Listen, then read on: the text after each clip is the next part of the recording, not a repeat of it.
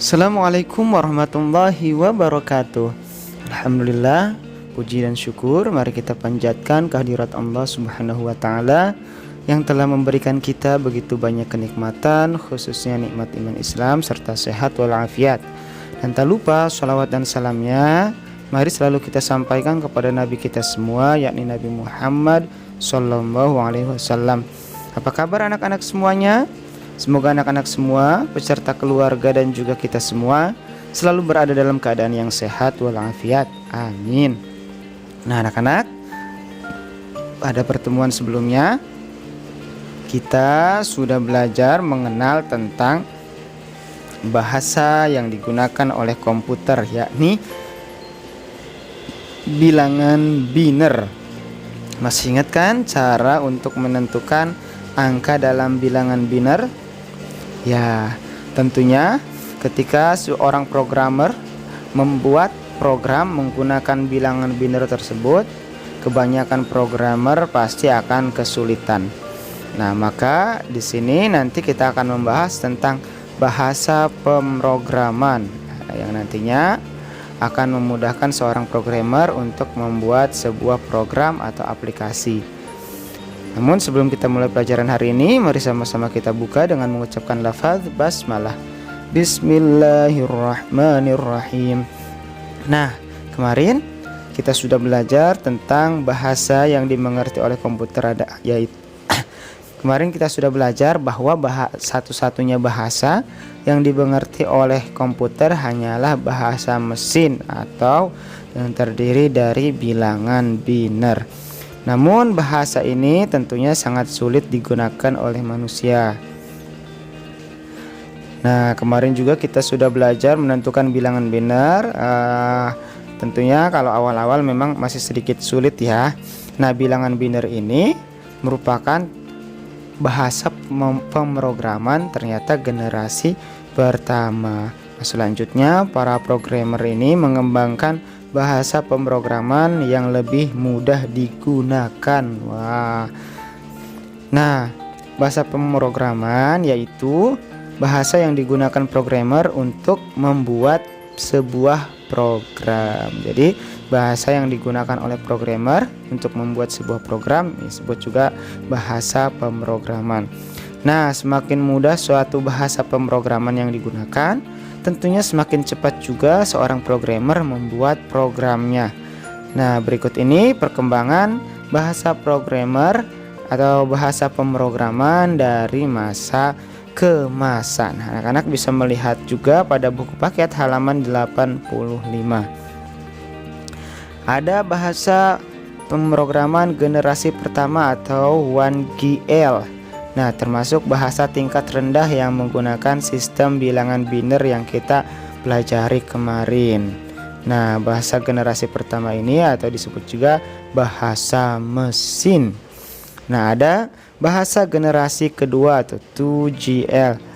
Nah, bahasa generasi kedua ini termasuk bahasa tingkat rendah yang disebut bahasa rakitan. Bahasa generasi kedua ini menggantikan bahasa mesin dengan simbol huruf dan angka. Kalau kemarin bahasa generasi pertama atau bilangan biner hanya menggunakan angka 1 dan 0. Pada bahasa pemrogram generasi kedua ini sudah menggunakan kombinasi simbol huruf dan angka. Nah, ada bahasa pemrograman generasi ketiga atau 3GL, termasuk bahasa tingkat tinggi yang ditulis dalam bentuk teks. Jadi perintah dalam pemrograman itu dibuat dalam bentuk teks. Nah, contoh 3GL ini ada C, ada C++, ada Java, ada JavaScript. Nah, kalau kalian ingin lebih mendalami bahasa pemrograman, nanti bisa masuk atau nanti di sekolah tingkat lanjutan nanti bisa ambil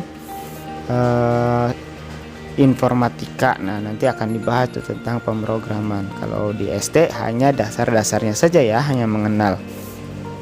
Ada juga bahasa generasi keempat, berisi pernyataan yang mirip dengan kalimat dalam kehidupan sehari-hari. Nah, di bahasa generasi keempat ini tentunya akan lebih memudahkan ya, menggunakan bahasa yang mirip dengan kalimat dalam kehidupan sehari-hari. Contohnya ada 4GL ada atau contoh dari generasi keempat ini, pemrograman generasi keempat ada Perl, PHP, Python, dan SQL. Terakhir ada bahasa generasi kelima, dirancang untuk membuat komputer mampu menyelesaikan masalah tanpa programmer. Wah, hebat ya. Contoh 5GL ini adalah Mercury, OPS5, dan Prolog.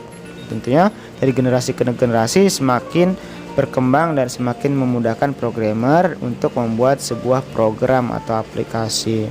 Nah, programmer tapi lebih sering menggunakan atau membuat programnya ini menggunakan bahasa generasi kedua dan bahasa generasi ketiga serta seterusnya.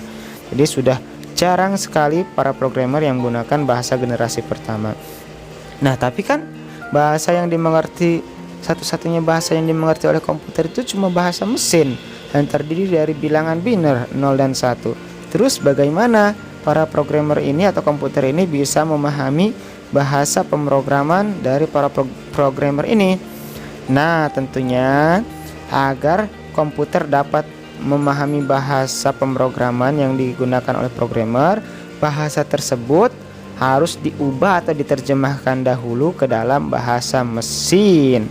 Nah, atau dikonversi. Nah, atau proses penerjemahan ini disebut dengan kompilasi atau compilation. Nah, program yang melakukan penerjemahan ini disebut kompilator atau compiler. Ada sebuah program yang digunakan untuk menerjemahkan atau merubah bahasa pemrograman menjadi bahasa komputer atau bilangan biner. Seperti ini contohnya ya, ada di gambar di bawah. Nah, programmer menggunakan contohnya bahasa pemrograman 3GL atau generasi ketiga, terus dimasukkan ke dalam kompilator penerjemah, merubah ke dalam bahasa mesin.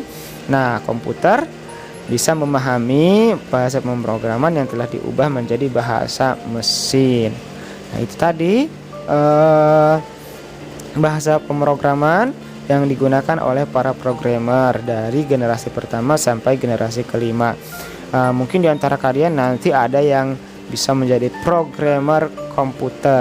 Wah, bisa membuat aplikasi-aplikasi terbaru untuk kemajuan teknologi dan kepentingan masyarakat banyak. Tentunya caranya harus rajin belajar dan juga lebih mendalami tentang ilmu pemrograman ini. Bisa masuk nanti sekolah informatika. Nah, itu tadi pelajaran kita tentang bahasa pemrograman. Semoga anak-anak bisa memahami atau juga sekarang sudah mengetahui tentang bahasa pemrograman dari generasi pertama sampai generasi kelima, serta termotivasi untuk menjadi seorang programmer.